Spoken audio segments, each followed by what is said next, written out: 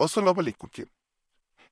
لاکھوں کروڑوں درود و سلام آپ آقا تو جہاں صلی اللہ علیہ وسلم پہ اور آپ کی آل پہ۔ بہت سے بھائی بہن میسج کرتے ہیں کہ ہماری دعائیں قبول نہیں ہوتی، ہمارا عمل اثر نہیں کرتا۔ ٹھیک ہے، دعا مانگنے کا بھی ایک طریقہ ہے، دعا مانگنے کا بھی ایک طریقہ ہے۔ سب سے پہلے اس طرف آتے ہیں، پھر آگے میں عمل بھی بتاتا ہوں۔ جیسے بہن اور بھائی پوچھتے رہتے ہیں، کئی کم آتے ہیں پیسے کئیوں کے، جو ہے وہ پیسے جائے ہو کے زیادہ تر کو فائدہ مل رہا ہوتا ہے۔ اسی طرح ایک جو ہے وہ انسان نے، ایک بندے نے حضرت علی رضی اللہ تعالیٰ عنہ سے ایک سوال پوچھا کہ پیارے علی میری دعا قبول نہیں ہوتی، تو آپ رضی اللہ تعالیٰ عنہ نے فرمایا، اے اللہ کے بندے جب بھی دعا کرو تو 3 کام ضرور کرو۔ ایک غائب کے لیے دعا مانگو گے تو آپ کی دعا بھی قبول ہوگی۔ اب غائب کے بارے میں نبی اکرم صلی اللہ علیہ وسلم پر ارشاد گرامی آپ نے فرمایا، غائب کی دعا غائب کے لیے قبول ہوتی ہے۔ دوسری بات فرمائی، جب بھی دعا مانگو تو نبی اکرم صلی اللہ علیہ وسلم اور ان کی آل اولاد کو بھی یاد رکھو۔ دعا کے اول و آخر میں درود شریف پڑھا کرو۔ جس دعا کے آخر میں درود شریف پڑھا جائے گا وہ دعا بھی قبول ہوگی انشاءاللہ۔ تیسرا، اپنی دعا میں اپنے نبی کو ضرور یاد رکھا کریں۔ جب بھی دعا کریں تو ان کے لیے بھی دعا مانگیں، اس سے رب کو پیار آتا ہے، وہ دعا قبول کرتا ہے۔ احادیث مبارکہ میں دعا کی قبولیت کے اوقات بھی بتائے گئے ہیں۔ ویسے دعا کی قبولیت کے چند اوقات یہ ہیں کہ آپ صلی اللہ علیہ وسلم نے فرمایا، تہجد کے اوقات میں مانگی گئی دعا قبول ہوتی ہے۔ میں نے بلکہ پہلے کافی ویڈیوز میں یہ بتایا کہ کبھی تہجد کے وقت اٹھیں، 2 آنسو بہائیں نوافل پڑھ کے اور دعا کریں، انشاءاللہ سجدے میں جب دعا مانگی جاتی ہے نا، اور تہجد کے وقت نماز کے بعد، وہ کبھی رات نہیں ہوتی۔ تہجد کا وقت رات کا آخری وقت ہے۔ اس وقت لوگ پاپے غفلت میں ڈوبے ہوتے ہیں، کچھ لوگ گہری نیند میں مست ہوتے ہیں، کچھ اس وقت اس سونے کی تیاری کر رہے ہوتے ہیں، اور آنکھیں نیند سے بوجھل ہو گئی ہوتی ہیں۔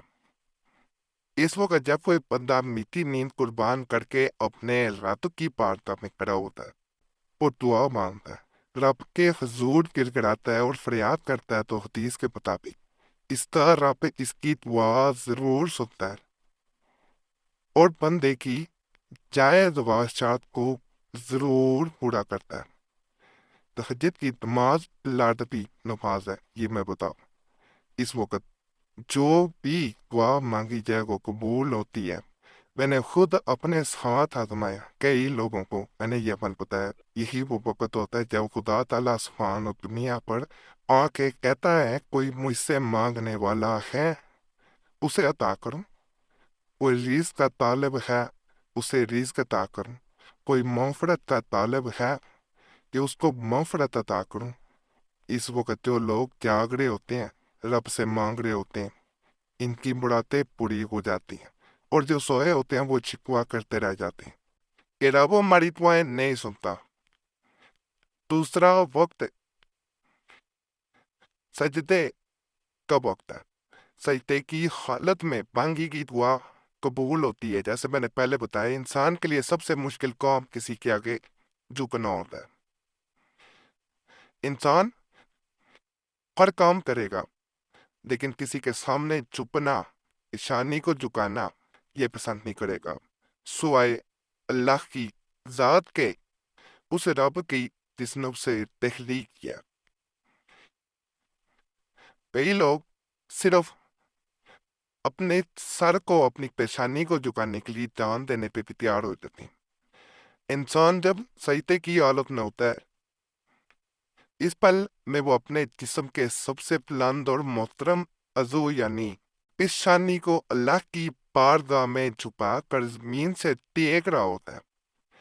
اللہ کو اپنے بندے کی یہ ادا، یہ عاجزی اتنی پسند آتی ہے کہ وہ اپنے بندے کی اس حالت میں مانگی گئی دعا بلکہ ہر دعا کو قبول کرتا ہے، بس جائز ہو۔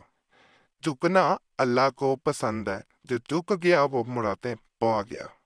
تیسرا وقت اذان کا ہے۔ اذان کے دوران مانگی گئی دعائیں ضرور قبول ہوتی ہیں۔ اذان یعنی بلاوا،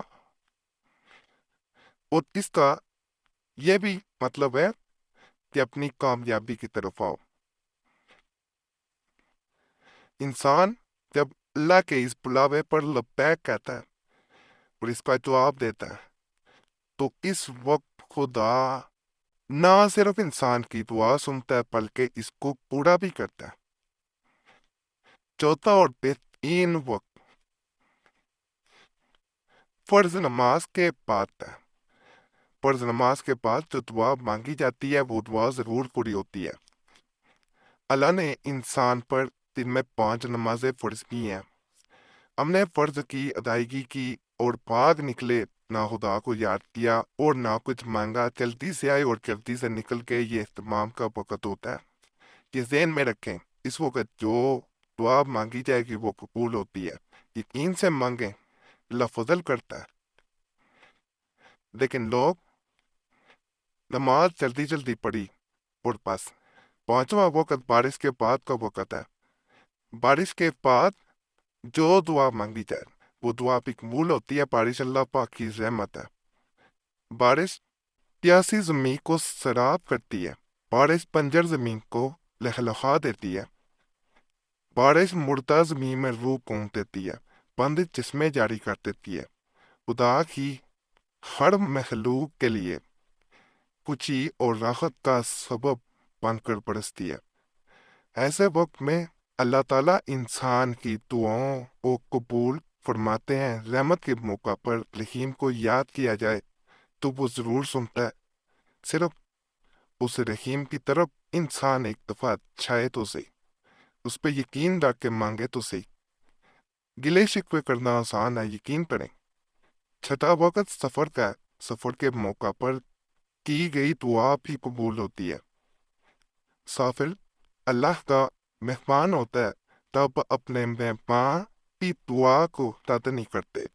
آج کے دور میں ہم مسافروں سے ہی تنگ آ جاتے ہیں، انہیں پوچھتے نہیں، انہیں کھانا نہیں دیتے۔ جب ہماری یہ حالت ہو گئی ہے تو ہماری دعا کیسے قبول ہوگی؟ 7واں وقت افطار کا وقت ہوتا ہے۔ افطار کے وقت مانگی کی دعا بھی ضرور قبول ہوتی ہے۔ روزہ واحد عمل ہے جس کے بارے میں رب تعالیٰ نے فرمایا کہ اس کی جزا میں خود دوں گا۔ دوسرا معنی علماء نے کیا ہے کہ روزے کی جزا رب خود ہے۔ روزے میں انسان سارا دن بھوکا رہتا ہے، حلال چیز کو بھی نہیں کھاتا۔ جب افطار کے وقت وہ رب سے دعا مانگتا ہے تو اللہ تعالیٰ روزے دار کی تمام دعائیں قبول فرماتے ہیں۔ ہمیں دعا مانگنی چاہیے۔ دعا کبھی بھی یقین کریں ضائع نہیں جاتی، کہ قبول ہو رہی آپ کو لگتا ہے نہیں ہو رہی، لیکن دعا مانگتے رہنا چاہیے۔ کوئی وقت ہوتا ہے ایسا انسان کو پتہ ہی نہیں چلتا اور وہی قبولیت کا وقت ہوتا ہے، اور انسان اس وقت کو ایسے ہی گزار دیتا ہے۔ یہاں میں حضرت موسیٰ علیہ السلام کے دور کا ایک واقعہ بھی بیان کیے دیتا ہوں، اس سے انشاءاللہ آپ کا ایمان بھی تازہ ہوگا اور آپ کو ایک یقین بھی اندر پیدا ہوگا کہ دعائیں قبول ہوتی ہیں، کبھی بھی وقت ایسے نہیں جانے دیتا۔ حضرت موسیٰ علیہ السلام کے دور میں قحط آیا، بارشیں نہیں ہو رہی تھی۔ لوگوں نے حضرت موسیٰ علیہ السلام سے دعا کا کہا۔ آپ نماز استسقاء پڑھنے گئے، دعا مانگی تو رب کی طرف سے جواب آیا، موسیٰ آپ کی مجلس میں ایک ایسا شخص بیٹھا ہے جو میرا نافرمان ہے، وہ جب تک اس مجلس سے اٹھ نہیں جاتا تب تک بارش نہیں ہوگی۔ حضرت موسیٰ علیہ السلام نے ربی بات مجمع عام میں بتائی اور کہا جو خدا کا نافرمان ہے وہ اٹھ جائے تاکہ بارشیں ہوں۔ کوئی نہیں اٹھا۔ دوسری بار کہا، تب بھی کوئی نہیں اٹھا۔ تیسری بار کہا، تب بھی کوئی نہیں اٹھا۔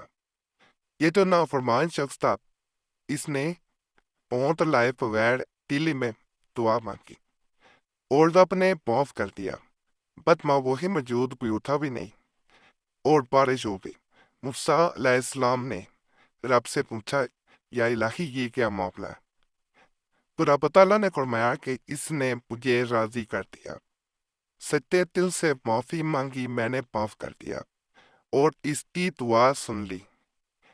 دوسرا میرے بھائیوں اور بہنوں، دعائیں قبول ہوتی ہیں، جو بھی عمل بتاتا ہوں کوشش ہوتی ہے آپ لوگوں کا بھلا ہو، یقین اللہ کی ذات پہ رکھیں، آج کا عمل بھی ایسے ہی ہے۔